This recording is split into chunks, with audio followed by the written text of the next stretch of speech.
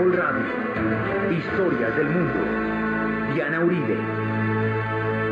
Buenas, les invitamos a los oyentes de Caracol que quieran ponerse en contacto con los programas, llamar al 245-9706, 245-9706, o escribir a los emails diauribe@hotmail.com, diauribe@hotmail.com, o la página web www.diana-uribe.com. Hoy vamos a ver el tiempo del petróleo y la era de la luz eléctrica.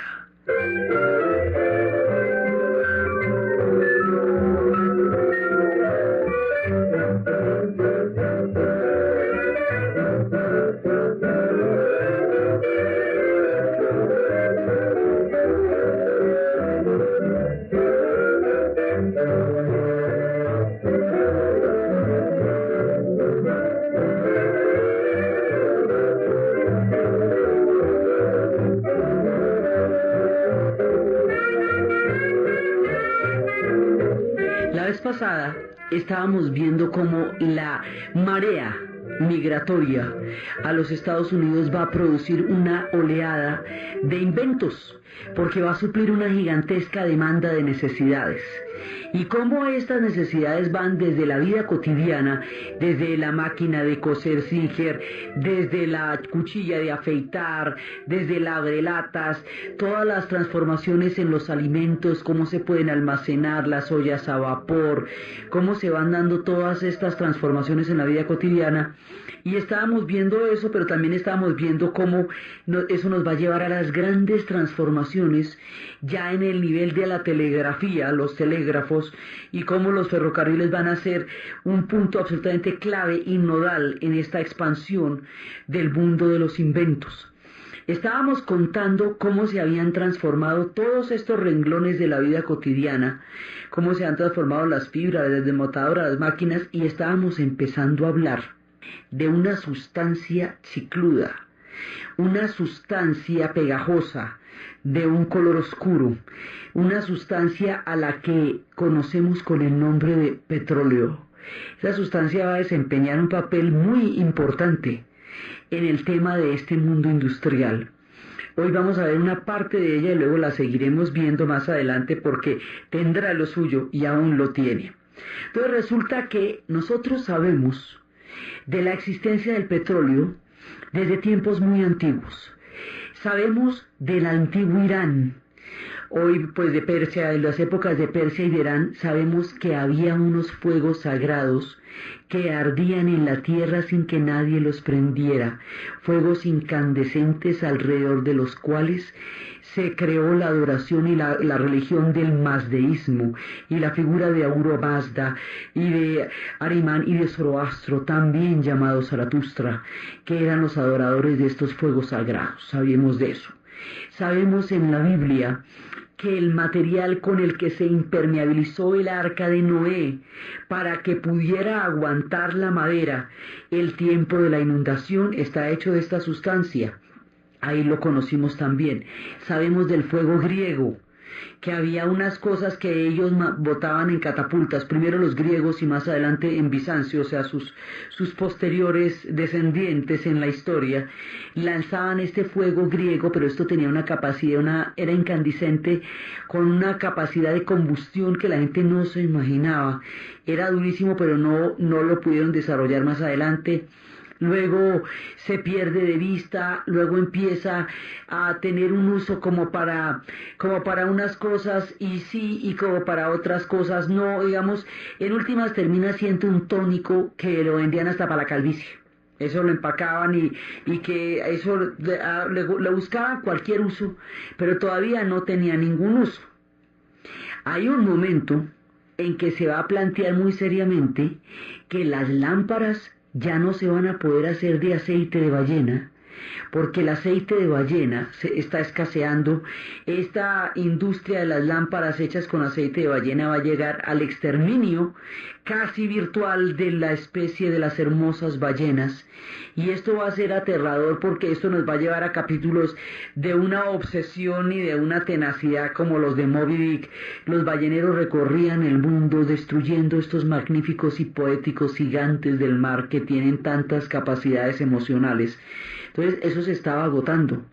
El aceite de ballena era costoso y era complicado. Entonces ahora está empezando a aparecer una sustancia que sirve para iluminar esas lámparas.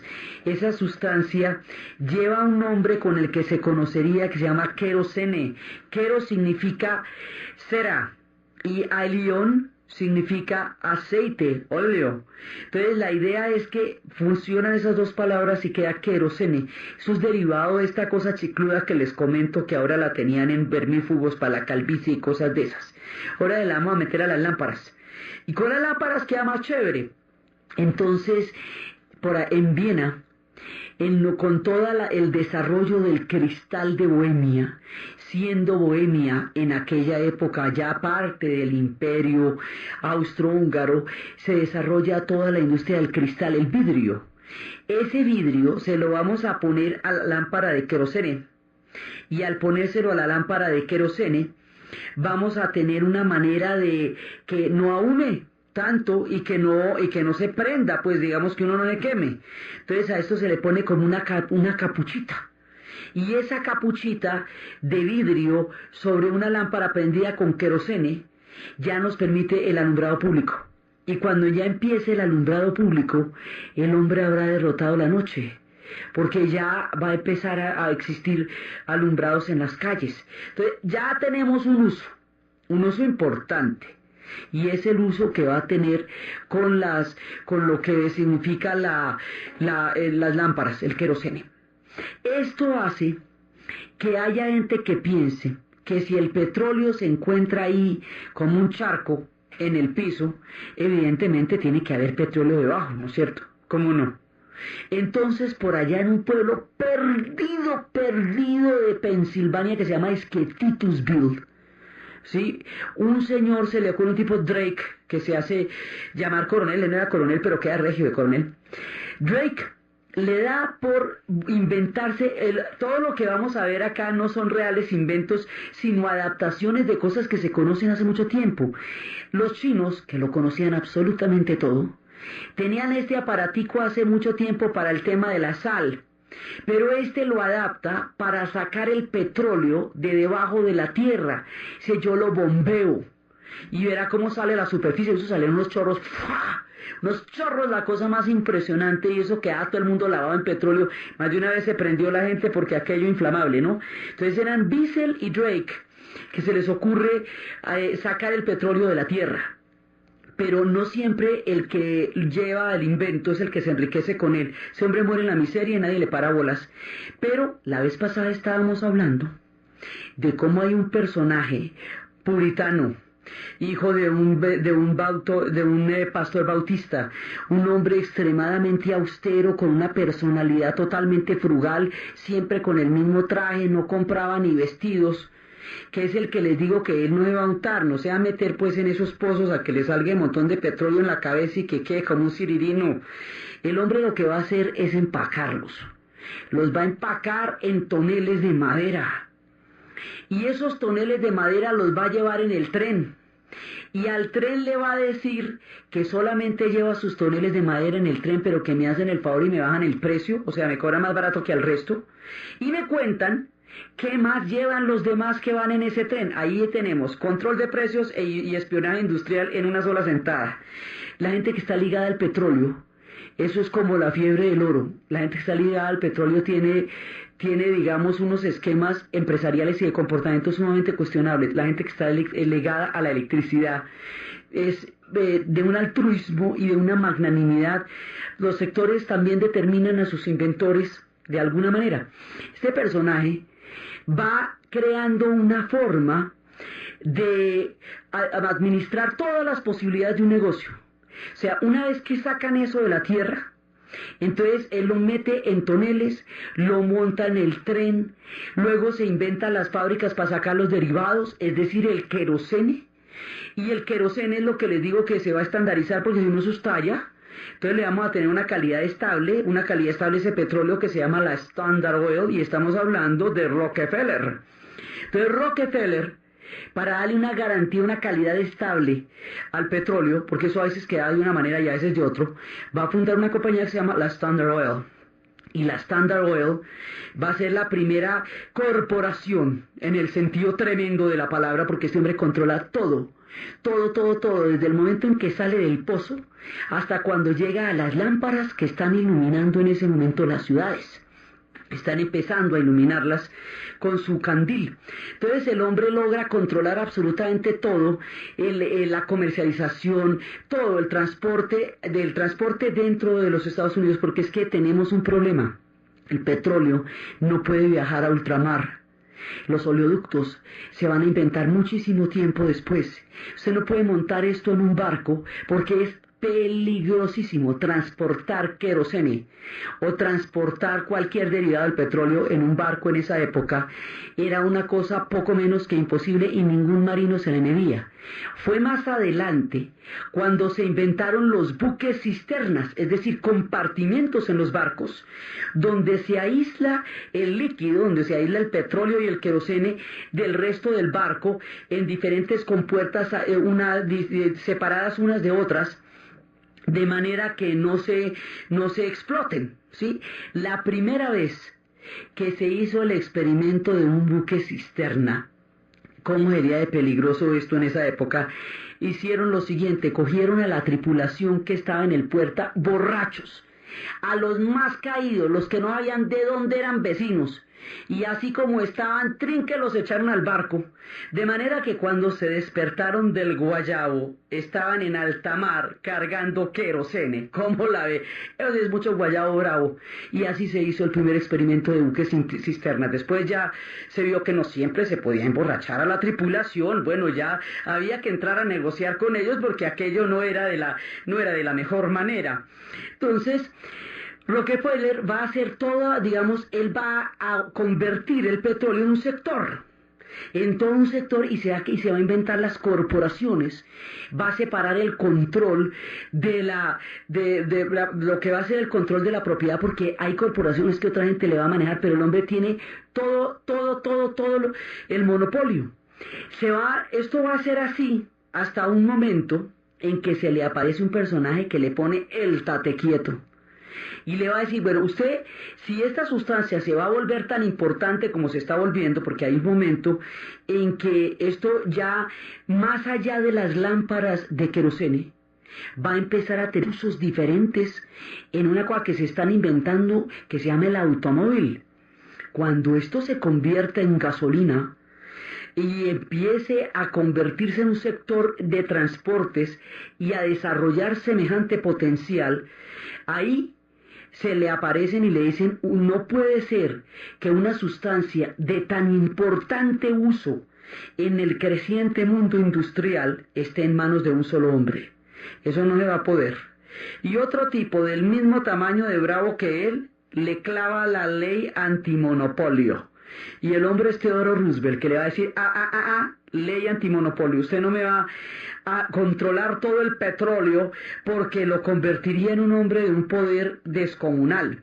Así que, digamos, ahí ya empiezan a haber reglas del juego, pero cuando el hombre empieza a montar toda la industria, no hay ninguna. Entonces se pasa por la faja todo, o sea, todavía no existen las leyes. Entonces el espionaje industrial, el control de precios, hace todas las más truchas y las más tenaces, y va montando su industria sin gastarse un solo peso en él, sin cambiar de traje, sin darle a los hijos sino lo estrictamente necesario para la supervivencia. O sea, todo su genio estaba en montar las corporaciones. Así son las corporaciones modernas en su sentido, digamos, original. Pero, y más adelante es cuando se pone magnánimo y hace cosas de filantropía y hace fundaciones académicas y funda la Universidad de Chicago y ya empieza a darle billete como a la sociedad. Pero lo hace así, como les cuento. Entonces, aquí llegamos a un punto en el relato en que las lámparas están siendo impulsadas por querosene, ¿cierto? Pero esto va a cambiar. Entonces, nosotros dejamos aquí el punto del petróleo, porque eso va a desarrollarse de una manera infinita a través de la posterior alianza con Ford, de la manera como Ford va a convertir esto en gasolina y va a crear los motores a gasolina, va a acuñar los motores a gasolina aparte del pistón de diésel, y bueno, y de ahí para adelante la cadena de montaje y empiezan otras cosas, pero ahí va una historia. Entonces dejamos ahí con las lámparas. Las lámparas, ellas se disminuyen. Hay una película que se llamaba La luz que agoniza. Una película donde a una mujer están intentando hacerle creer que está loca, escondiéndole todo, y en realidad lo que está haciendo el hombre es tratar de confundirla y buscar en el ático las joyas que él sabe que ella tiene, y tratando de volverla loca para que la encierren y él se quede con las joyas. Cada vez que el hombre está en el ático buscando las joyas, se disminuye la luz en el cuarto de ella, porque el uso de gas que está haciendo allá arriba le quita la capacidad de luz en el cuarto de ella. Por eso se llama La luz que agoniza. Es una película bastante angustiosa, solo posible en la época del querosene. Pero el mundo del querosene va a cambiar en términos de lámparas, porque está a punto de suceder una cosa que va a transformar por completo la faz del planeta Tierra.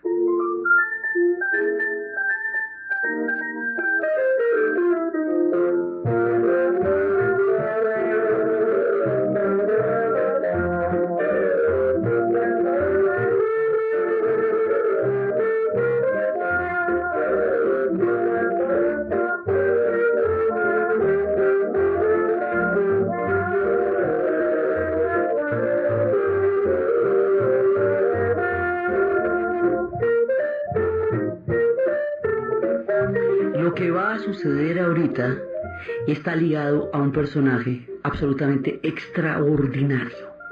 Un personaje casi que irrepetible por su creatividad, por su talento, por su capacidad para utilizar todos los potenciales de la vida. El hombre se llama Thomas Alva Edison. Y hace rato que venimos anunciando que va a llegar, pues llegó. El hombre nació en un pueblo en Michigan. Nació en 1844 por allá, en un pequeño pueblo, y cuando entró a estudiar, era un tipo curiosísimo, un pelado curiosísimo, súper acelerado, que hacía toda clase de preguntas. Y en aquella época, cuando los niños preguntaban mucho, en lugar de pensar que tenían mucha imaginación y mucha curiosidad, pensaban que era que no tenía suficientes categorías, suficientes cualidades para la academia, para estudiar, que era bajito de punto, que no era suficientemente inteligente, ¿cómo le parece? Hijo de 2 maestros. La mamá se pegó semejante furia cuando le dijeron eso en el colegio. Dijo: no, eso no se puede. Ella lo sacó del colegio y le montó un laboratorio en la casa de ella, y se propuso a enseñarle todo lo que ella consideraba que él debía saber. Y se dio cuenta que era brillantísimo, que era inteligentísimo, que podía captarlo absolutamente todo, y que el único problema que tenía era un ataque crónico de aburrimiento escolar. El hombre estaba aburrido y harto de que le dijeran cosas que para él no tenían sentido. Metido en el laboratorio con la mamá, este hombre vuela, este pelado, pero vuela. Y en el laboratorio le regaló un libro de inventos. Y él se puso a hacer cada uno de los inventos y cada uno de los experimentos que había en el libro de química, a ver si eran ciertos. Y los hizo todos. Y después logró que le dejaran montar el laboratorio en un tren. Y cuando monta el laboratorio en un tren, se la pasa para arriba y para abajo en el tren, haciendo toda la ruta, todo el tiempo en el tren. Y un día, el hijo del telegrafista, sufre un accidente y Edison lo va a ayudar. Y al ayudarlo, en ese momento, el padre, en agradecimiento, le enseña a manejar el telégrafo.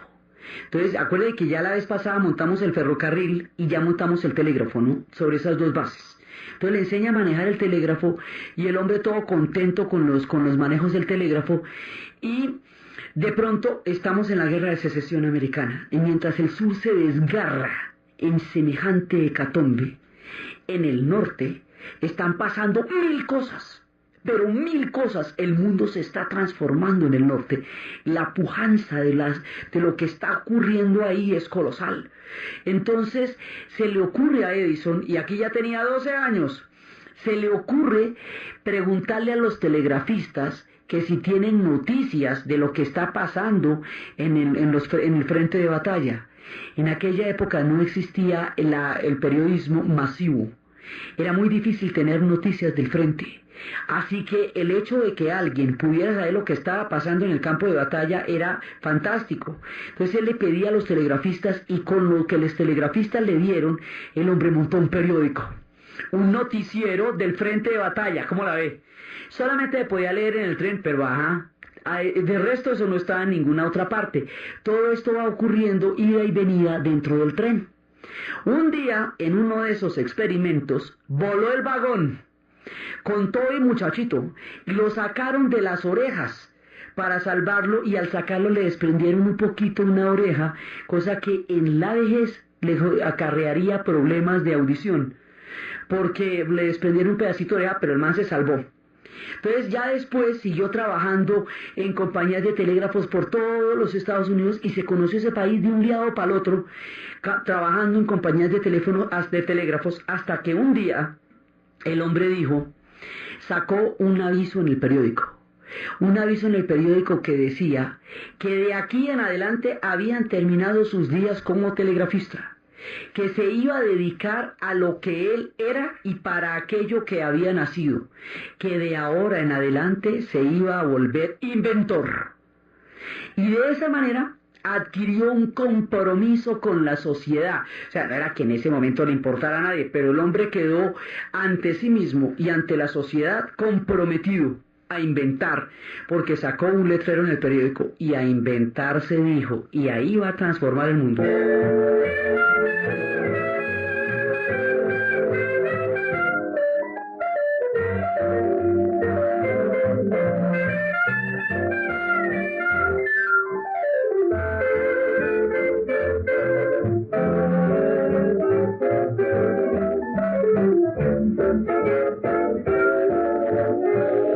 Lo primero que se le ocurre es una máquina para contar votos, una máquina que se la ofrece al Congreso, y le dice: mire, con esta máquina cada vez que ustedes votan aparece una luz, aparece, digamos, una señal que nos muestra cómo y cuántos votos van, y eso les facilita muchísimo la vida. Entonces le van a decir: pues mira, el invento tiene un problema, es tan perfecto que no lo podemos usar.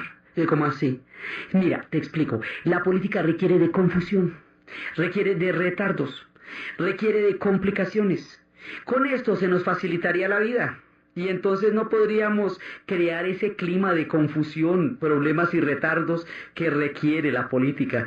Así que dejamos de lado el invento. El hombre quedó más aburrido. Hoy por hoy se cuentan los votos así, en este momento, pero en aquella época no estaban interesados ni en la transparencia de los votos ni nada por el estilo, así que el invento de Edison no le pararon bolas.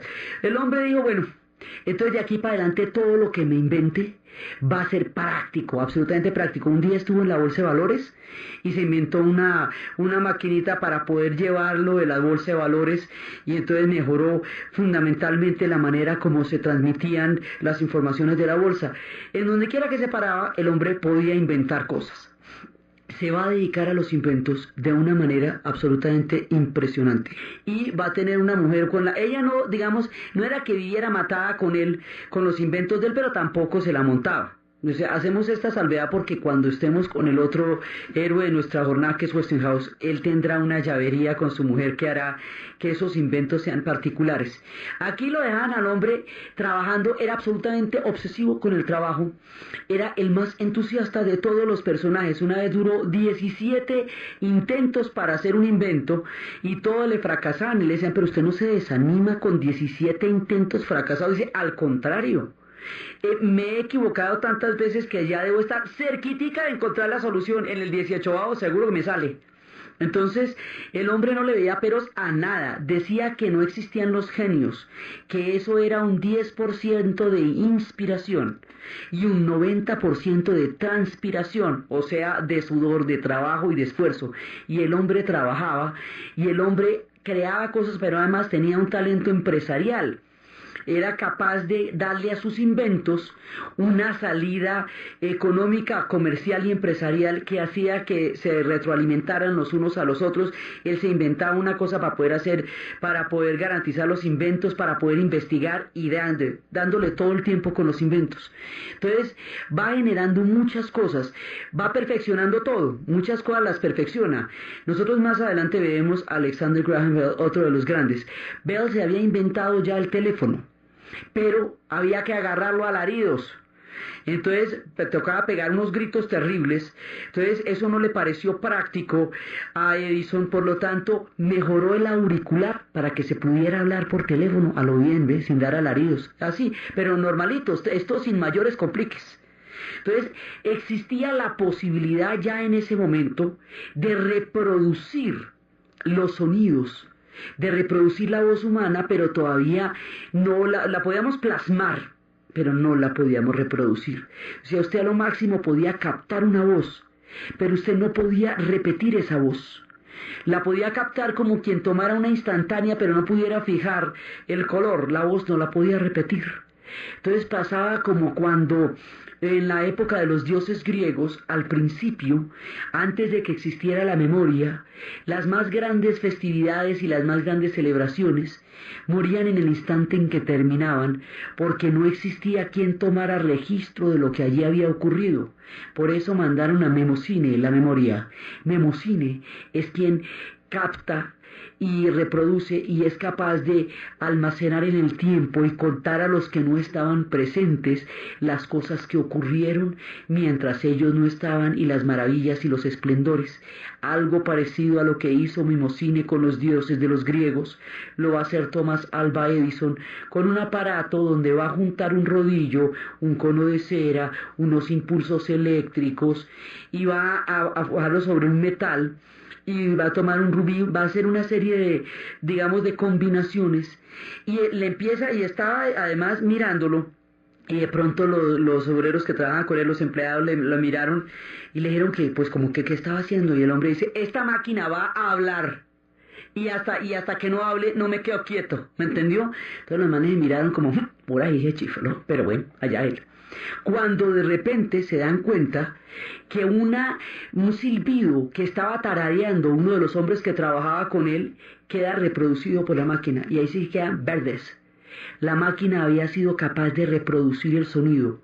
Thomas Alva Edison había inventado el fonógrafo, y el fonógrafo es aquel que es capaz de repetir la voz humana, lo que hace posible que existan los discos, lo que hace posible que exista la radio. La repetición de mi voz es posible porque Edison se inventó el fonógrafo y empieza a sonar por primera vez el milagro de una de las cosas más maravillosas de la creación, la voz humana.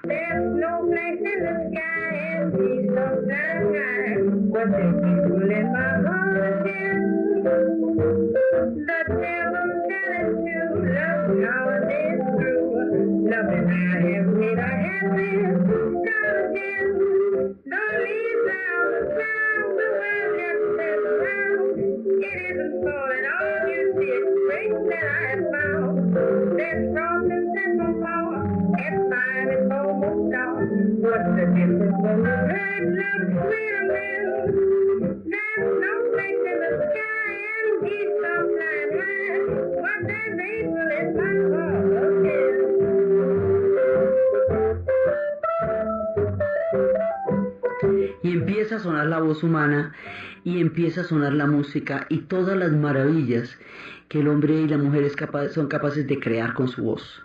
Entonces empieza el fonógrafo. Ya les digo, los inventos nunca son de una sola persona. Mucha gente está trabajando simultáneamente en esto. Muchas sociedades conocieron algo parecido, pero lo que pasa es que estos lo acuñan y lo hacen funcional. Entonces, ahora viene la dureza del hombre, o sea, lo que llaman la dureza.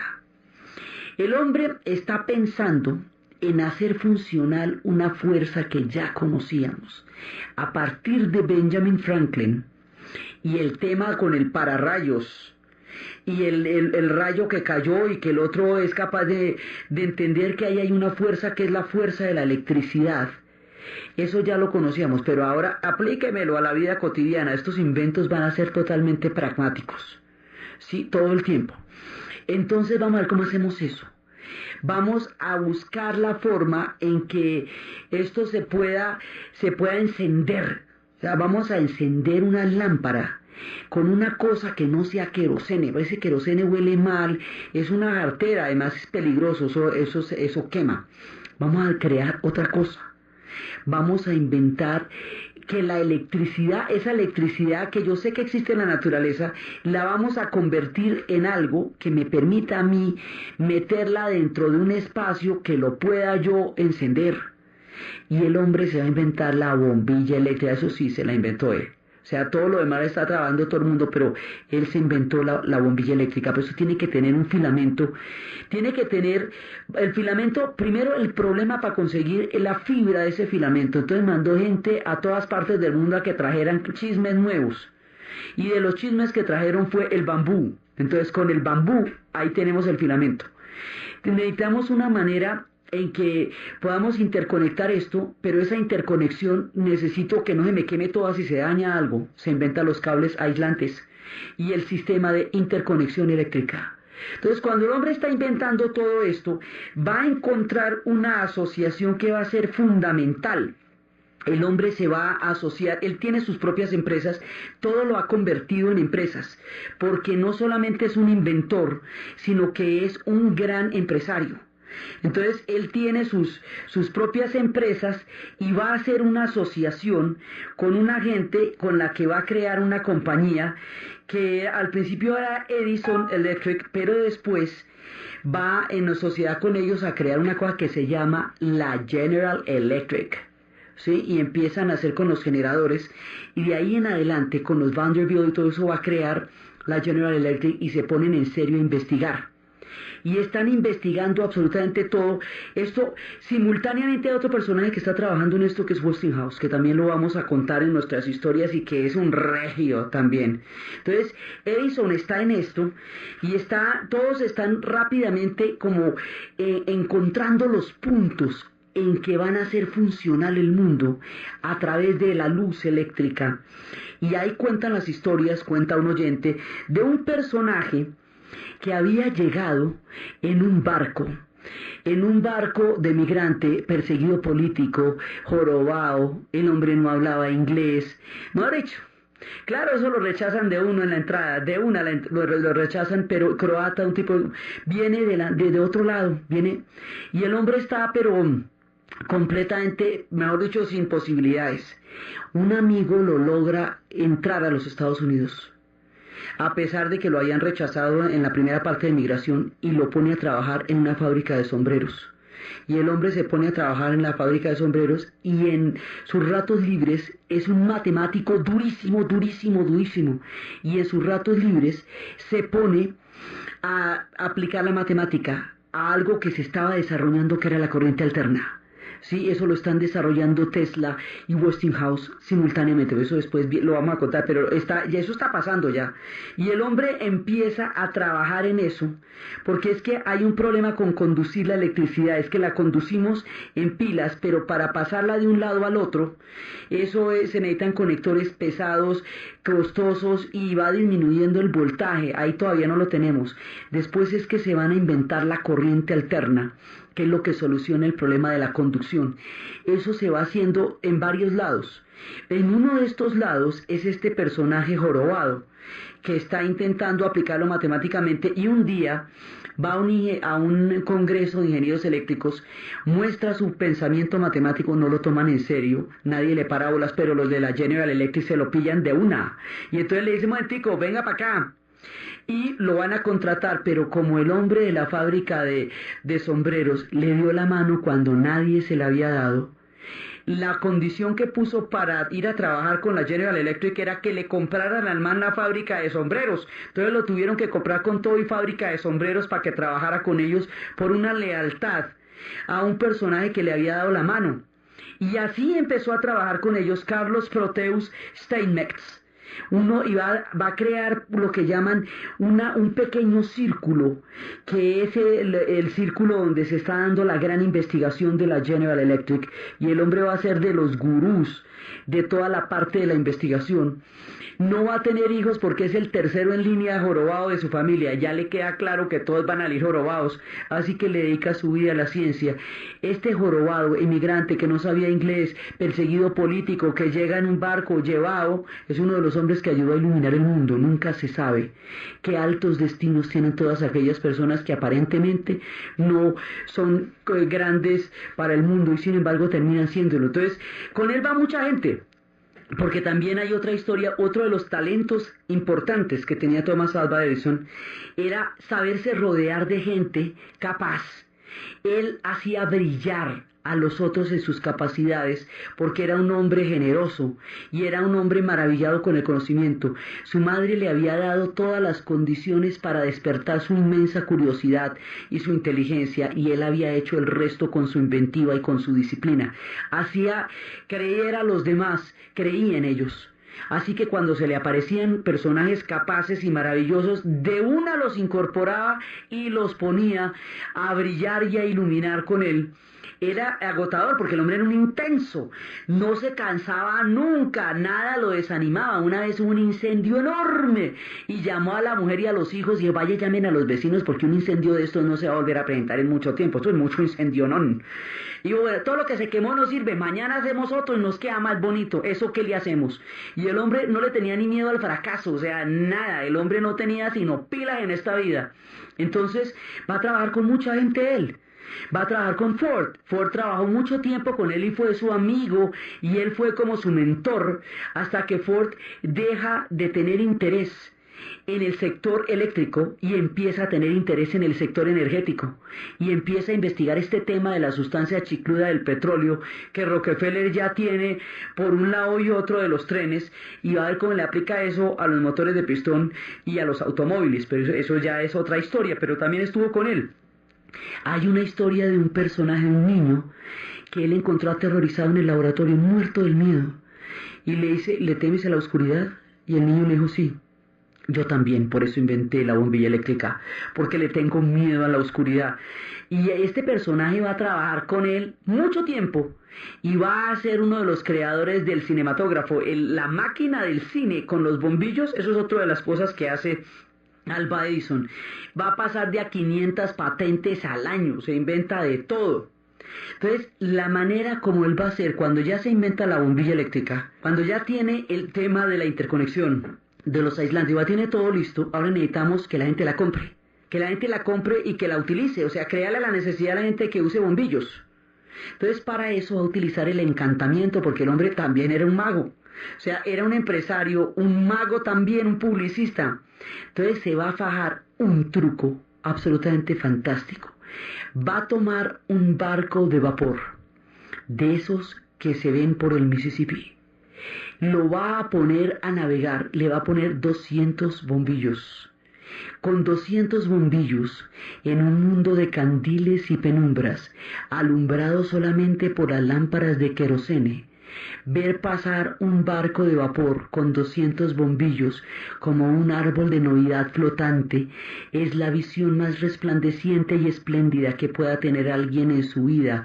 Era una cosa nunca vista, era una sensación alucinante, como un destello incandescente de algo jamás visto.